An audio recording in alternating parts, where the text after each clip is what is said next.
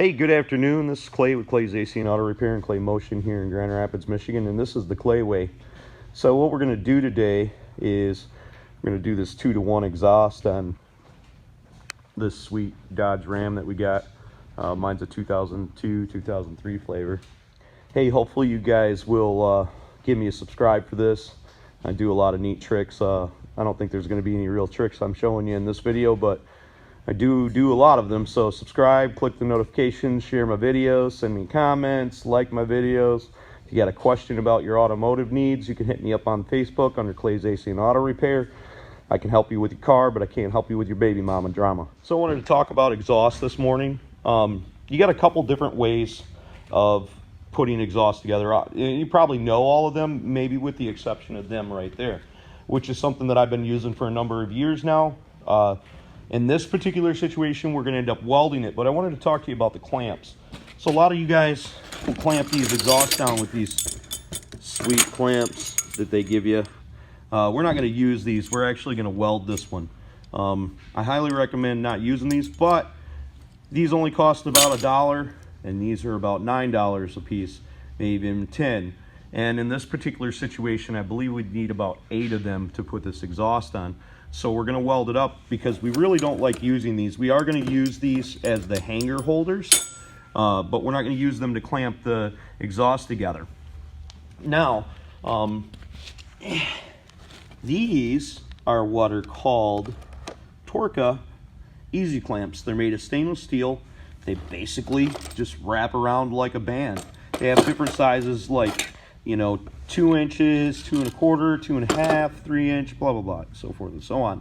The great thing about these is you don't have to do any welding, and you can reuse these if you reuse them in the right in the same situation. I use these all the time, never use these, and very seldomly do we weld them. In this particular situation, this is a Flowmaster 44 series. We bought this kit off of eBay. Decent kit. Everything came with it from here back.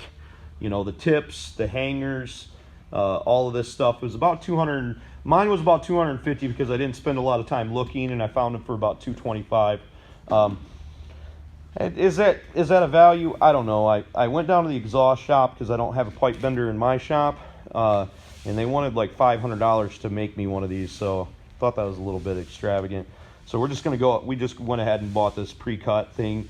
On ours, we're actually going to cut it and angle it off, so looks a little bit cooler than just straight pipes coming out the back. These tips have to be welded on if you're buying this kit from eBay, but the kit is numbered. Pretty simple installation. We ended up buying a couple extra pieces, and this is an original factory piece that we took off of the original exhaust system. So we got that, and we'll weld all that together and put it up inside there. We'll show you, probably the end product. You can pretty much weld. Maybe I'll go into some descriptiveness here in a moment about how to mark these, so if you take it out and you're going to weld it. But other than that, it's pretty simple stuff. Okay, so, it wasn't too much to show you guys, and wasn't really too much to show you about welding on the brackets. We welded them on. You could have used one of the U-clamps that came with the kit, and you could have used some self-tapping bolts for your hangers here. One of the things I need to point out is in your rear, you want to make sure that you measure down from your bumper to your tips and have an assistant help you, or put the jack up underneath the exhaust to hold it so it's got the right amount of depth. Now we're cutting off the end of the tips so we can tune the exhaust, because when you put on the exhaust tips like we got here, we can tune it in and out. And I think most of this could be done at home and save you a couple $100. And the only thing that you're going to need if you purchase this particular kit is somebody to tack weld these on here. And you could have used the supplied clamps to put the exhaust together and stuff like that. We wanted ours a little bit cleaner and a little bit more rugged. And we'll probably end up painting most of this, so I'm not going to show you that on the video. But the exhaust turned out perfect. I mean, it sounds excellent. Now, of course, like I said, I think I said it earlier in the video, this engine has a little bit of JPC tuning to it, and we did some stuff with the intake and stuff like that, so it has a little bit more horsepower than most of these do. we do a lot of these motors here in the shop, so this was one of our first attempts on having a little bit of performance to it. And it did turn out very well. I've driven several 4.7s, and this is a big truck moving a lot of mass. It's actually works really well. It's not quite as powerful as the Hemi, even though we think we bring it up to about a 5.1 liter. But it still has some nuts, so that's cool. It turned out really well. So we're going to get back to actually cutting the rest of the exhaust, and then we're going to take a tape measure, and I'll have Cam come over and video it. We're going to take a tape measure and show you how to level these out, just in case you're welding them at home. More than likely, if you're welding them at home, you got enough sense to probably figure that part out yourself. But we're going to put it on the video for people who don't know. So we're going to go ahead and finish cutting off our end of our exhaust pipes. You're going to generally need a helper if you're using a Sawzall like us, and even if you're using a handsaw. So Jeff's going to go ahead and finish cutting that off for us.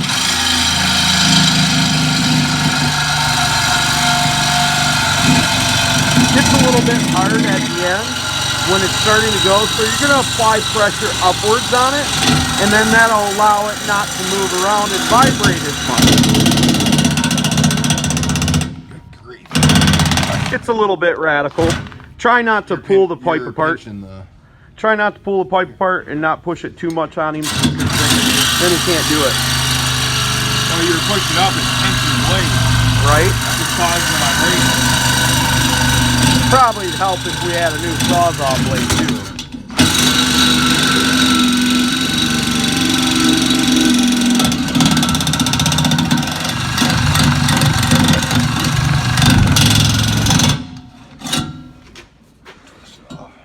Okay, so we put some marks on our pipe there, and we're going to line it up with that. But we're going to still have to eyeball it back here and hold it up.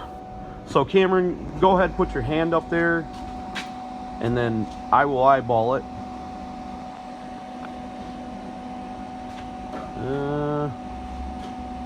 Come to away from you a little bit. That's good. Might be a little bit too much. With the marks on the side of the pipe marked around the pipe on the outside here, it'll give whoever's welding it a spot to tack it at, and also tell you if it's straight and parallel or not, vertical and horizontal.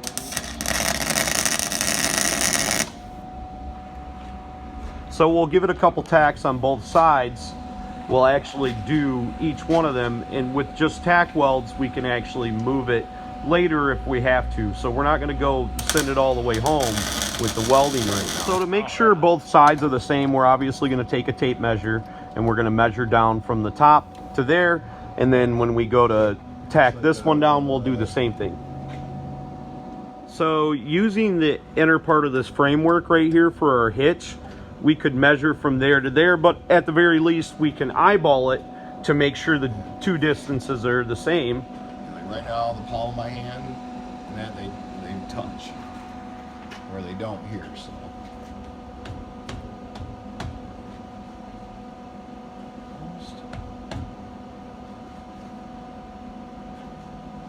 and before we send it home, we'll go ahead and make our up and down measurement again, and in our case it's 1 3/4.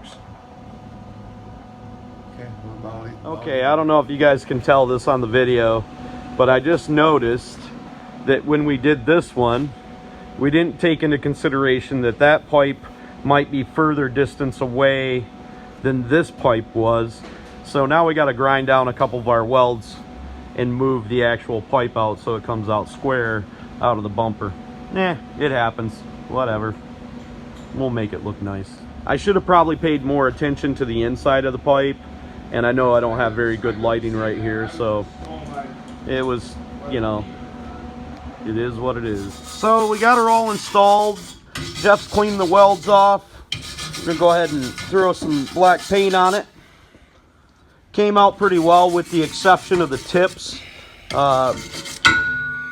We already know I'm carpentry challenged, and you know, but for the most part she's very, very solid.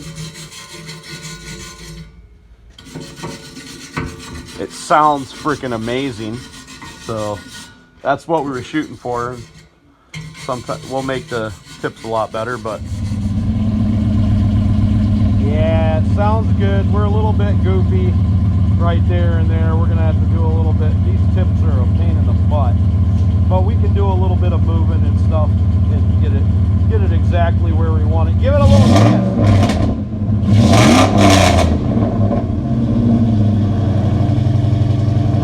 Yeah, that's pretty sick right there.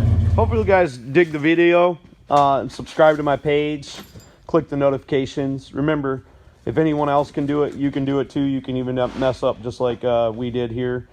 I will say this, it's not Jeff's fault. He was just the welder.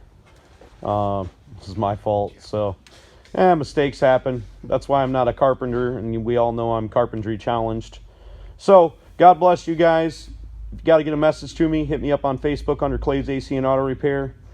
Like my videos, share my videos, subscribe, click the notifications, all that jazz. Have a great day.